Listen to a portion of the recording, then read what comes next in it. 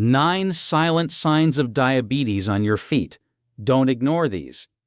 Most people believe that diabetes is a silent thief that can only be caught by a blood test. You go to the clinic, the lab work comes back, and boom, that's when you finally find out your blood sugar is out of control. It makes complete sense why you might think that. For years, that is exactly the narrative most people have been told. But here is the truth. Your body is not silent. It starts warning you about high blood sugar long before any lab result ever would. Your body is practically screaming at you, and the very first place it speaks up? Your feet. The reason for this video today is because too many people walk into clinics, or worse, get wheeled into emergency rooms, having displayed every single warning sign for months, sometimes for years, and they simply never knew what they were looking at. Today, together, we are going to change that. Just last month, a 67-year-old retired man, let's call him Robert, went in for a routine checkup. He was active, lived a healthy lifestyle, and genuinely felt fine. But before a single drop of blood was drawn, he was asked to take off his shoes and socks. When asked about his feet, he laughed and said, "Well, my feet have been a little numb for a while, but I figured it was just old age catching up with me." Robert had 4 of the 9 signs we are going to cover today, just sitting there in the exam room. His fasting blood sugar came back at 214. He was severely diabetic and had been for over 2 years without having the slightest clue. So today, let's look at exactly what was on Robert's feet. 9 specific, undeniable signs that are on millions of feet right now, that almost nobody recognizes for what they truly are. For each one, you will learn what most people assume it is, what's actually happening inside your veins and nerves, and one simple, practical daily habit that can protect you starting today. The American Diabetes Association estimates that 1 in 5 Americans with diabetes don't even know they have it. Think about that. That's over 8 million people walking around right now with a condition quietly damaging their nerves, their kidneys, their vision, and yes, their feet. The beautiful news, a simple $12 blood test can catch this early. But first, you need to know what to look for so you know when to ask for it. Let's get into it. Sign number 1. Tingling and numbness. Sign number 1 is something almost everyone has experienced, and almost everyone explains away. Tingling, numbness, or that irritating pins and needles feeling in the toes and feet. People almost always brush this off. They say, "My foot just falls asleep sometimes. I was sitting with my legs crossed too long." And yes, that happens to everyone occasionally. If you sit on your foot, it goes numb. But ask yourself, is this happening regularly? Is it happening when you're just sitting normally in a chair or walking through the grocery store? Because if the answer is yes, we urgently need to talk about what's actually going on. Frequent recurring numbness or tingling in the feet, clinically known as peripheral neuropathy, is one of the absolute earliest signs that your blood sugar has been elevated for some time. Here is what is happening. The extra sugar circulating in your bloodstream is literally acting like a corrosive acid. It begins attacking the myelin sheath, which is the outer protective layer of your nerves. It's a slow, quiet process, which is exactly why most people miss it. Think of your nerves like the electrical wires in your house. Every wire has a plastic coating around it to keep it safe. That coating is what allows the electrical signal to travel cleanly from the switch to the light bulb, or in your body, from your brain to your foot. When blood sugar stays high, it slowly eats through that coating. The wire still works for a little while, but the signals start getting fuzzy and short-circuiting. And that fuzziness? That's the tingling you feel. According to the American Diabetes Association, peripheral neuropathy affects nearly 50% of people with diabetes. It is the single most common complication, and it almost always starts at the very tips of your toes. Right now, tens of millions of Americans are experiencing this tingling and writing it off as nothing. Please do not be one of them. Your daily habit, a 20 to 30-minute purposeful walk every single day. Not a grueling jog, just a good steady walk. Movement is the absolute best thing you can do to force fresh blood down into your feet and protect those delicate nerve endings. And start reducing added sugar in your diet today, not next month. Today. Sign number 2. Burning soles at night. This one is often described as the most distressing of all, because it doesn't usually hit you during the day when you are busy. It hits at night, when you're lying in bed, the house is quiet, and there is nothing to distract you from it. A lot of people chalk this up to being on their feet all day, or the summer heat, or just plain fatigue. But when your feet feel like they are on fire, especially at night when lying down, that needs to be taken incredibly seriously. Burning in the soles of the feet is a classic, screaming early sign of diabetic neuropathy. What's happening is fascinating and terrifying. The nerves in your feet have been damaged by excess sugar crystals, and now they are sending completely incorrect signals to your brain. Your brain receives a severe heat message even though nothing hot is touching your foot. Your nerves are misfiring. Think of it like a fire alarm with a faulty broken sensor. The building isn't on fire, there's no smoke anywhere, but the alarm is blaring anyway because the sensor itself is damaged. Your nervous system is doing the exact same thing. The burning isn't coming from outside your body. It's coming from inside damaged nerve tissue that is crying out for help. Research published in the journal Diabetes Care found that burning foot pain is one of the very first reported symptoms in patients who are later diagnosed with type 2 diabetes, often showing up 1 to 3 full years before a formal diagnosis. Your daily habits. First, drink at least 8 glasses of water a day. Proper hydration helps your kidneys flush that excess glucose out of your system and supports nerve tissue repair. Second, add more fiber to every single meal. Vegetables, legumes, oats. Fiber acts like a sponge. It slows the absorption of sugar into your bloodstream, preventing those massive insulin spikes, which is exactly what those damaged nerves desperately need. Sign number 3. Wounds that won't heal. Lean in and pay very close attention here, because this is the one that stops being merely uncomfortable and starts becoming genuinely dangerous. This is the sign that sends the most people to the emergency room, terrified. It starts with a little blister from a shoe 3 weeks ago that still hasn't healed. People wait. They put a bandage on it and assume it will close on its own, like it always did when they were younger. And it's true, most small wounds do heal on their own, but not when blood sugar is elevated. When your blood sugar is consistently high, your body loses its fundamental ability to heal efficiently. The blood vessels throughout your body, especially the microscopic capillaries in your feet, begin to narrow and stiffen. This means that oxygen, white blood cells, and the vital nutrients required to repair tissue simply cannot reach the wound fast enough. The wound just sits there, open, vulnerable, and incredibly slow to close. Imagine trying to water a dying garden, but your hose has a massive kink in it. The water is there, sitting at the spigot, but it's not getting to the plants that need it. That's exactly what high blood sugar does to the circulation in your feet. The healing ingredients exist in your blood, they just can't reach the wound.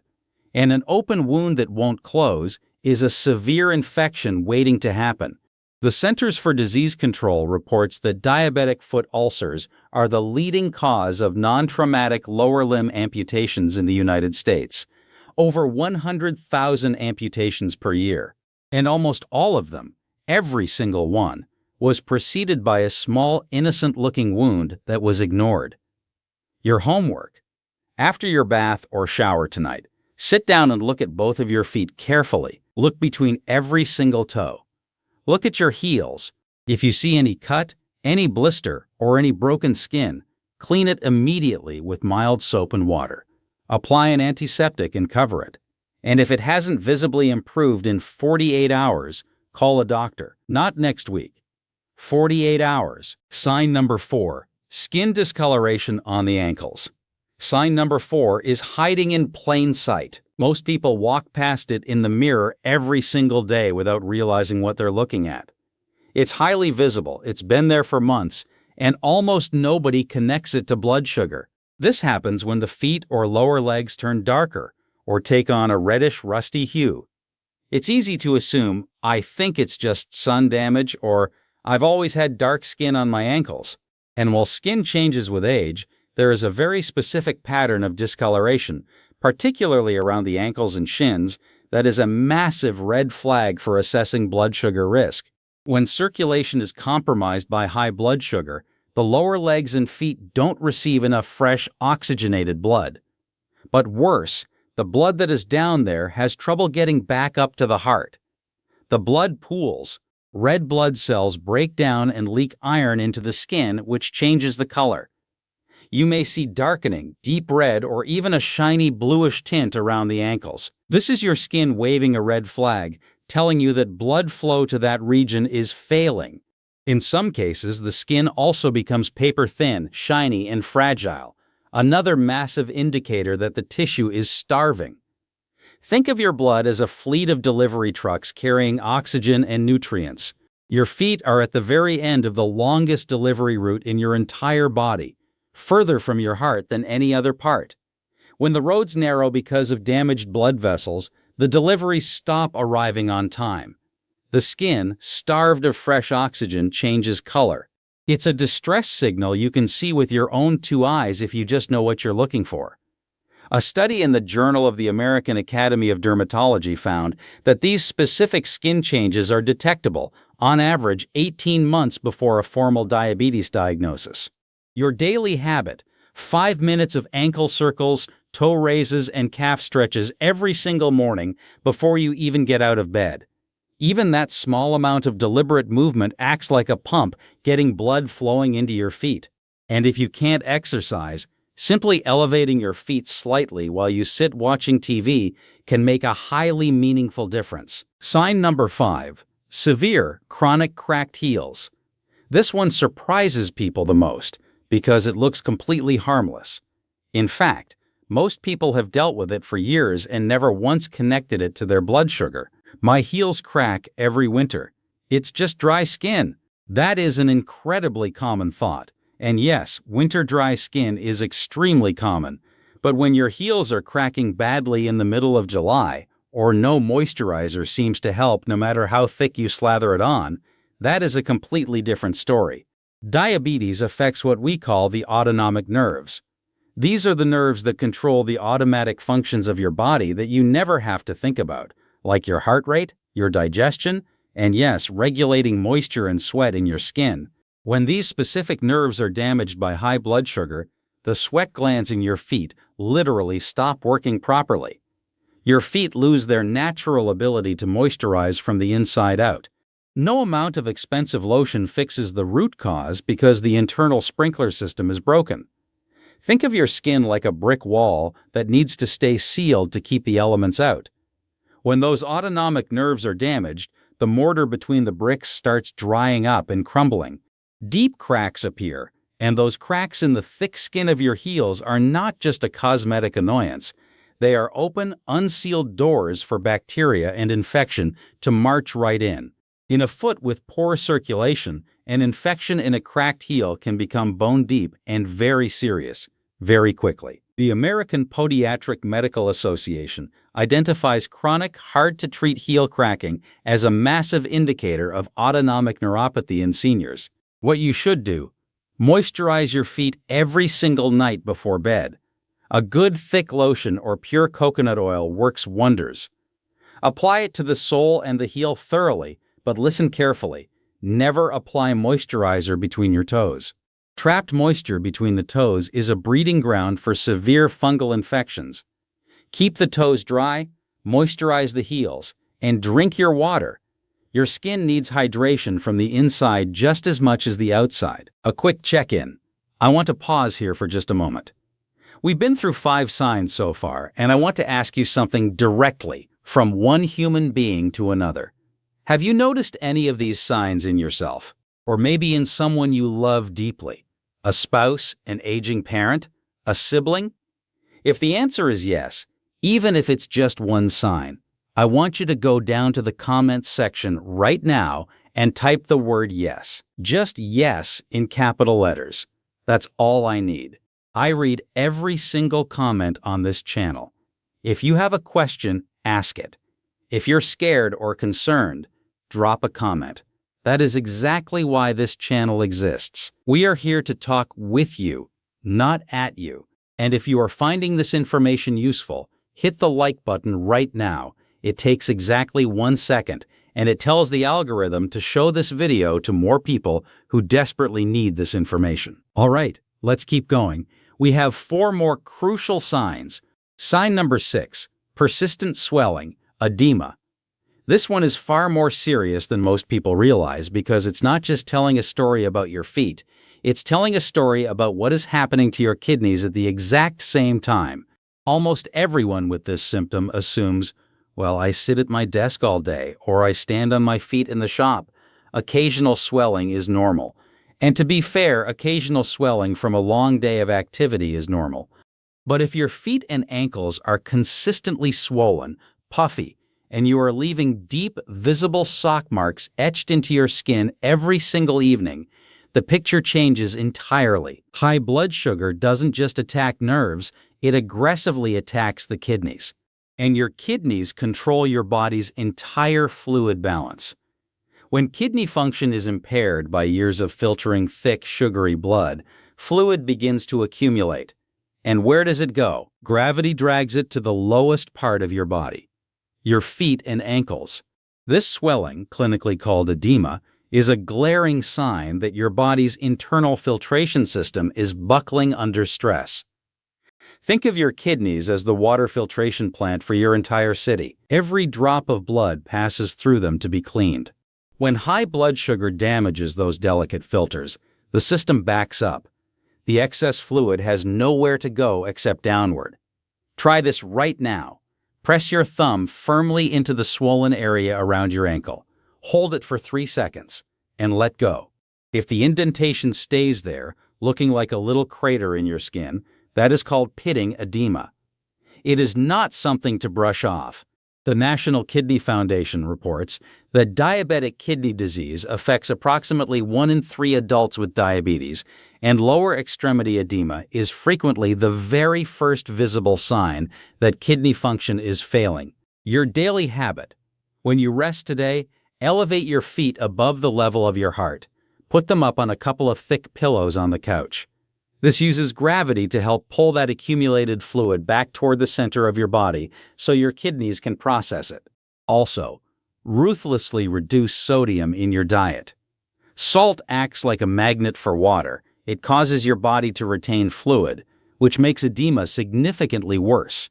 Read your labels. Canned soups and processed meals are loaded with hidden sodium. If the swelling is new, persistent, or getting worse, please bring it to a doctor's attention immediately. Don't wait for your shoes to stop fitting. Sign number 7, sharp shooting pain. This is the one that gets misdiagnosed the most. Men, especially, are guilty of this. By the time they find out what it actually is, they have been living with it, suffering through it, and masking it for years. The story usually sounds like this. I've been taking ibuprofen for the foot pain for 6 months. I figured it was just arthritis kicking up, or maybe an old sports injury from my 20s. It's an incredibly common story, and sometimes it is arthritis. But sometimes the pain has a completely different, much more sinister origin, one that over-the-counter pain meds will never ever fix.